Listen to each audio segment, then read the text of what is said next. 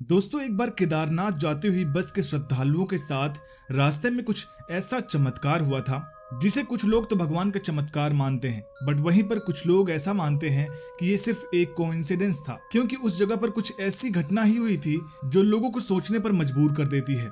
वैसे आप लोगों का क्या मानना है कि क्या इस संसार में भगवान हैं और उनके चमत्कार होते हैं, या फिर इस तरह की जो घटनाएं होती हैं वो सिर्फ एक कोइंसिडेंस होती हैं? फिलहाल आज की ये घटना आप लोगों को भी चकाचौंध कर देने वाली है और इस घटना को सुनकर आप लोगों के भी रोंगटे खड़े होने वाले हैं। फिलहाल जो लोग भगवान को मानते हैं और जो लोग नहीं मानते हैं, ये वीडियो उन सभी के डाउट क्लियर करने वाली है। तो चलिए शुरू करते हैं इस वीडियो को। दोस्तों, मेरा नाम है अमित शुक्ला और इस वीडियो में आगे बढ़ने से पहले महादेव के सभी भक्त कमेंट बॉक्स में हर हर महादेव जरूर लिखेगा। तो दोस्तों, बात है 2016 की। आगरा में रहने वाले कुछ श्रद्धालुओं ने इस बार केदारनाथ यात्रा पर जाने का मन बना लिया था, अपने महादेव के दर्शन करने का मन बना लिया था कि इस बार केदारनाथ जाएंगे और वहां पर महादेव के दर्शन करेंगे। उन्हीं में से एक श्रद्धालु था जिसका नाम है अंकित। अंकित आगरा में रहता है और एक प्राइवेट कंपनी में सॉफ्टवेयर इंजीनियर है, बट वो महादेव का बहुत बड़ा भक्त था। मतलब हर सुबह वो महादेव के दर्शन किए बिना कोई काम अपना शुरू नहीं करता था। तो इस तरह से अंकित ने इस बार अपने दोस्तों के साथ मिलकर केदारनाथ जाने का प्लान बना लिया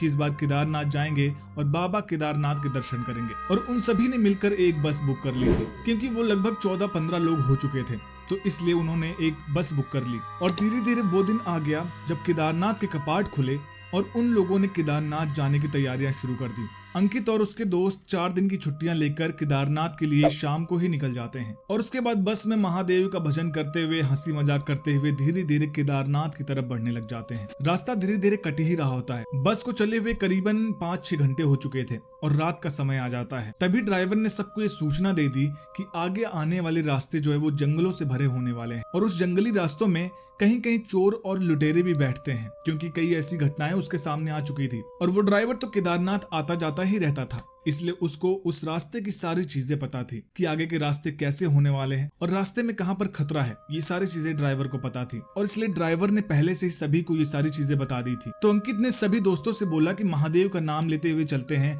हमें कुछ नहीं होगा। तो सभी महादेव का नाम जप करते हुए और उनका भजन करते हुए धीरे धीरे आगे ही बढ़ रहे थे कि रात के लगभग 3:30 बज रहे थे। और रात के 3:30 बजे अचानक से उस बस का टायर पंचर हो जाता। टायर पंचर होने के बाद ड्राइवर को ये भनक लग जाती है कि कुछ तो गड़बड़ है, क्योंकि इसी एरिया के आसपास लुटेरे बैठते हैं, चोर बैठते हैं और रात का समय भी है, तो टायर ऐसे तो पंचर हो नहीं सकता। ये जरूर किसी न किसी की साजिश है। ड्राइवर ने सभी को इस बात की जानकारी दी। वो सब लोग कुछ बातें ही कर रहे थे कि तभी 3-4 लोग वहां पर कुछ चाकू और कुछ बंदूकें लेके बस में घुस आते हैं। ड्राइवर का अंदाजा बिल्कुल सही निकलता है, क्योंकि उन लुटेरों ने ही रोड पर कीलें लगा रखी थी, जिसकी वजह से बस का टायर पंचर हो गया और बस को रोकना पड़ा। वो सभी लुटेरे बस को घेर लेते हैं और 2 लुटेरे अंदर आके चाकू और बंदूक दिखा के सबसे उनका कीमती सामान लूटने लग जाते हैं। बस के सभी लोग घबरा जाते हैं, क्योंकि लुटेरों के पास बंदूकें थी और चाकू थे। इस वजह से बस के सभी लोग डर जाते हैं और उनके पास जो भी सामान था, जो भी पैसे थे, वो उन लुटेरों को देने लग जाते हैं। अंकित भी बस में पीछे बैठा हुआ था। उसने भी उसके पास जो भी पैसे थे, जो भी चीजें थी, उसने उन लुटेरों को दे दिया और वहीं पर बैठ के महादेव का नाम का जप करने लगा कि महादेव, अब इस मुसीबत से आप ही बचा सकते हो। वो बाबा केदारनाथ के नाम का जप कर ही रहा था कि थोड़ी देर में वहां पर एक आदमी आता है। ये कह सकते हैं कि एक साधु था जो उसी जंगल में कहीं आसपास रहता था। उस साधु को जंगल से निकलता हुआ देख अंकित जोर से चिल्लाता है कि बाबा हमारी सहायता करें। तभी वो बाबा बस के पास आते हैं और उन लुटेरों को देख के बोलते हैं कि इन लोगों का सामान वापस कर दो। ये लोग बाबा केदारनाथ के दर्शन करने जा रहे हैं और उनके भक्तों के साथ तुम ऐसा नहीं कर सकते हो। तो वो लुटेरे उस साधु को देख के हंसने लग जाते हैं और बोलते हैं कि तुम क्या कर लोगे मेरा, हम 4 लोग हैं यहाँ पे, हमारे पास बंदूकें हैं, चाकू हैं, और तुम्हारे पास क्या है? तुम एक डंडा लेकर आए हो और तुम क्या कर सकते हो मेरा? तुम कुछ नहीं कर सकते।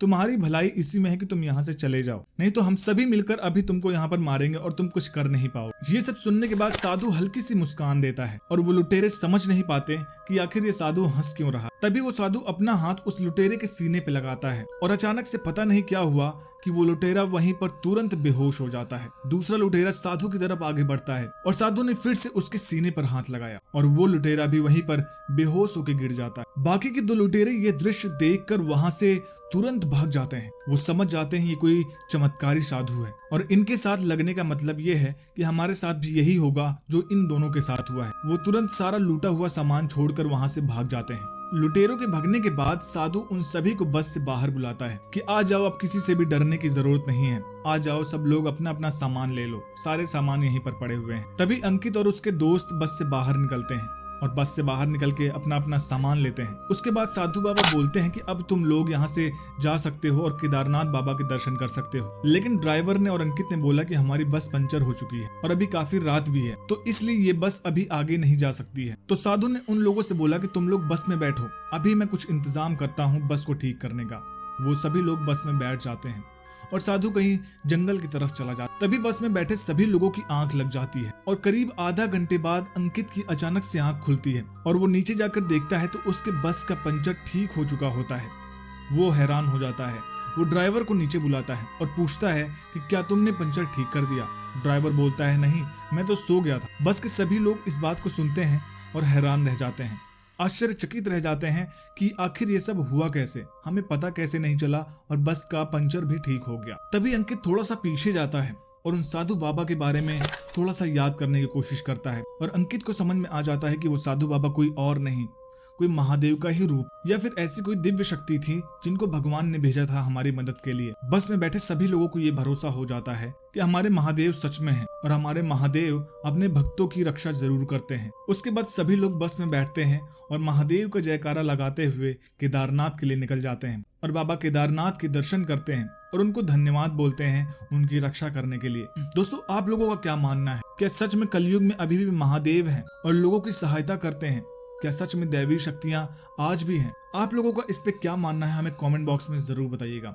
और वीडियो पसंद आई तो वीडियो को लाइक करिएगा, शेयर करिएगा और चैनल को सब्सक्राइब करना मत भूलिएगा।